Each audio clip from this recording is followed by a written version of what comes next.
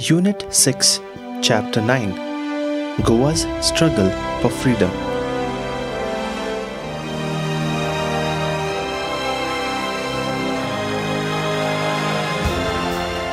Introduction.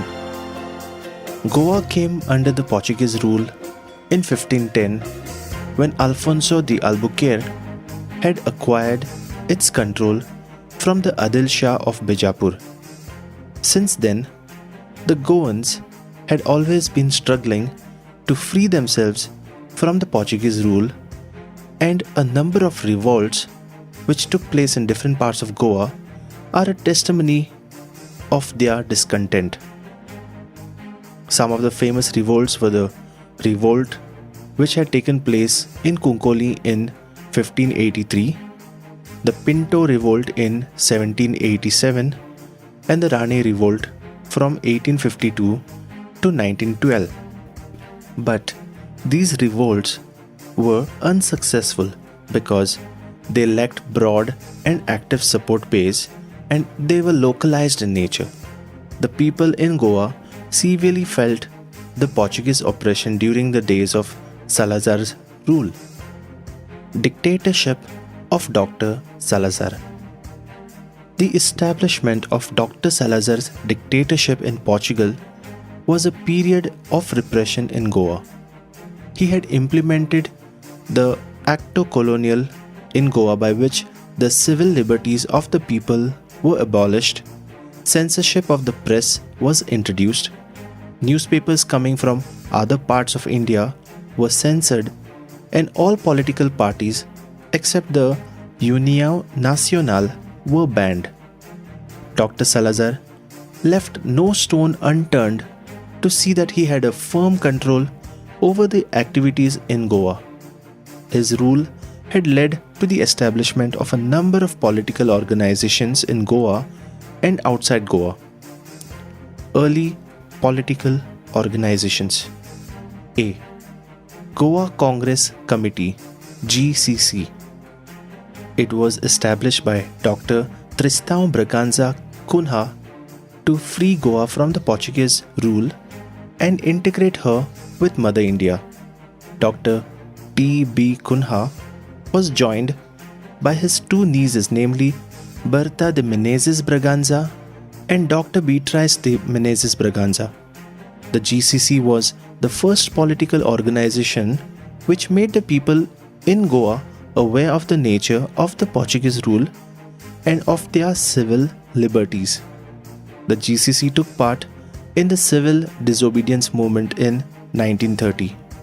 The participation created the feelings of strong nationalism among the people. B. Gomantak Praja Mandal. This organization was founded in Mumbai by Dr. Julião Menezes, Advocate Luis Mendes, Joaquim Dias, and Zotico Souza. Its ideological leanings were based on philosophy of Luis de Menezes Braganza. It published the newspaper Gomantak in English and Romi Konkani. C. Gomantakiya Tarun Sangha. This organization was set up in Margaon under the leadership of Shyamrao Madkaikar, who was inspired by the functioning of the GCC. It aimed to have open discussions on the social and political issues. It organized a Swayam Sevak Dal, opened a library and published the Marathi periodical Uttejan. Some of the leaders like P.P. Shirodkar and Suryakant Naik fearlessly celebrated Independence Day with slogans like Vande Mataram at Karmali. D. Goa Seva Sangh. This was another political organization founded by Purushottam Kakodkar in 1945. This organization was inspired by the Gandhian philosophy and followed its principles of Satyagraha and Swadeshi. They advocated the spinning of cloth on the chakra. They secretly observed the national days and mobilized support for the movement in the villages.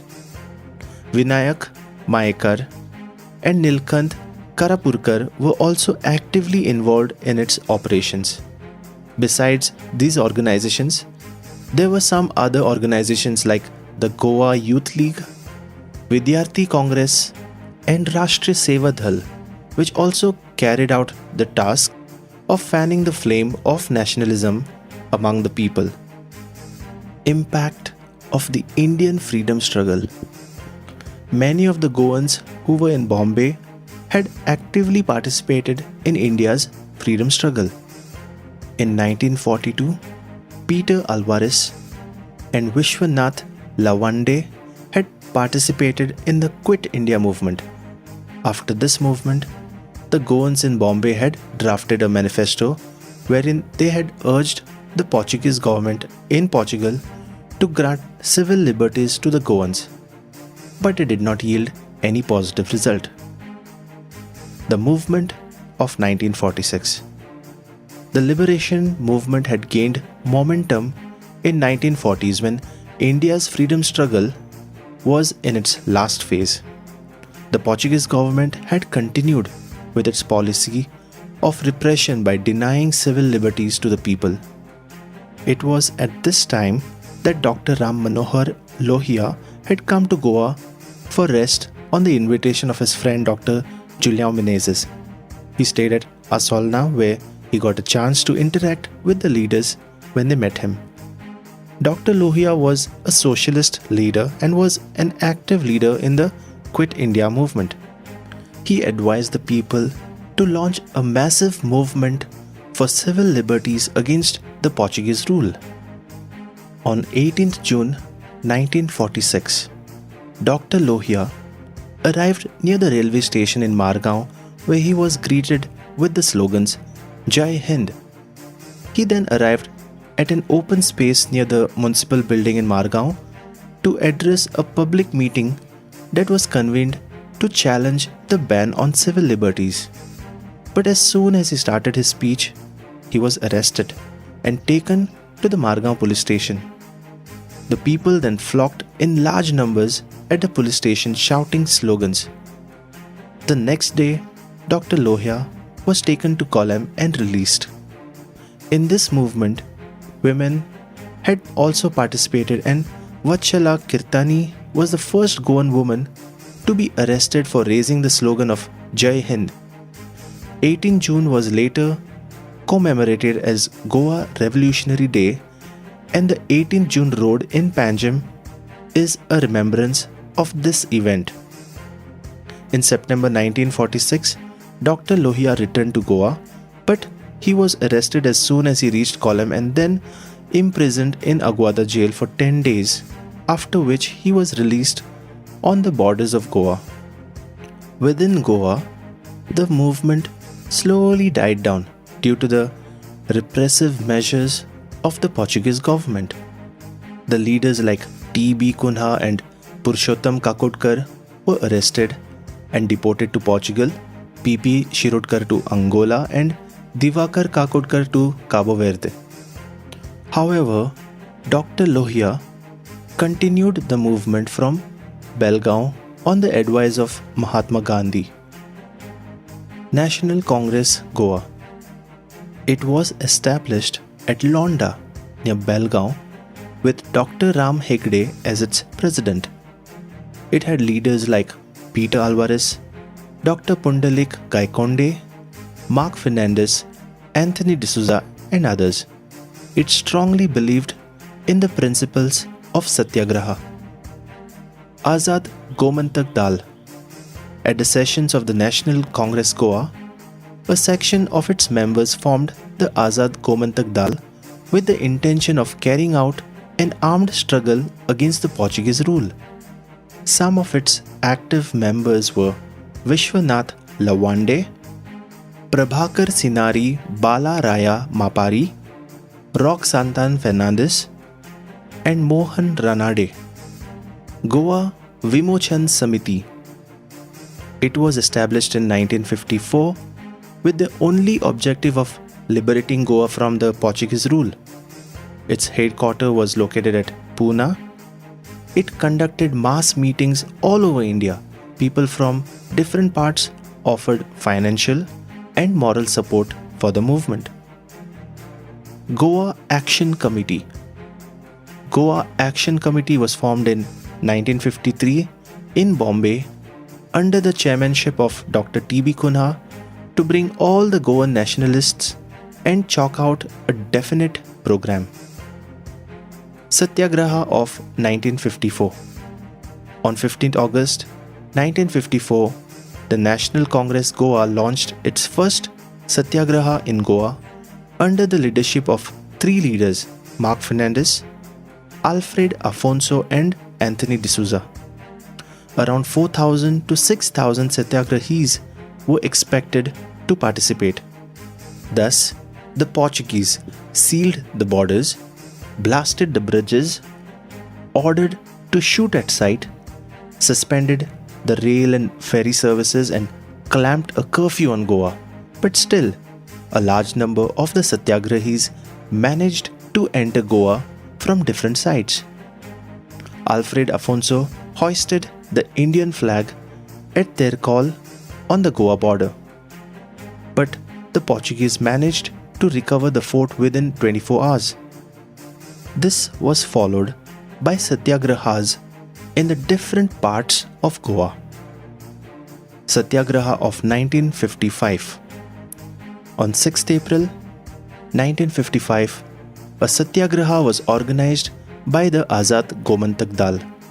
Around 4,000 Satyagrahis from Kashmir, Punjab, Bengal, Gujarat, Karnataka and Maharashtra crossed the borders. Under the leadership of Mohan Ranade, a number of attacks were organized on the police stations. Since it was a militant organization, the members attacked the police station at Mapsa, clashed with the Portuguese soldiers at Pumurfa, raided the Kunkoli outpost, disrupted the traffic and cut telephone wires. During the attack on Beti police station, Mohan Ranade was wounded and later tried and sentenced to 26 years of imprisonment and deported to Portugal. In all, 32 Indian Satyagrahis were shot dead by the Portuguese, including Colonel Singh from Punjab. In these Satyagrahas, a large number of women had actively participated. Some of them were Sindhutai Deshpande, Sudhata Joshi, Irene Heredia, Araujo, Maria Joaquina Calista. They all defied the Portuguese orders and were ready to face any consequences. Operation Vijay. On 11th December 1961, V.K. Krishna Menon, who was India's foreign minister, decided to use military force to liberate Goa from the Portuguese rule. This military operation was called as Operation Vijay and was placed under the command of General Chaudhary and directed by Major General Kandit. Accordingly, Indian troops were dispatched to Belgaum, Vapi and Una and were instructed to attack Goa, Daman and Diu. On 12 December, the two main routes that connected Goa to India were sealed to help the movement of the Indian Army. The Indian Army entered from the north, east and south. On 19 December 1961, the Indian troops arrived at Panjim from Beti side. They hardly faced any resistance from the Portuguese soldiers. By 10 am, Major General Kandit hoisted the Indian national flag. At around 4:30 pm on the same day, Indian soldiers captured Mormugaon. In the meanwhile, the soldiers who had occupied Kanakona had reached Margaon and captured all the government buildings. On the same day, the Portuguese Governor General Vassalo E. Silva handed over the political power to the Indian government by signing the instrument of surrender. Thus, Goa was liberated on 19 December 1961.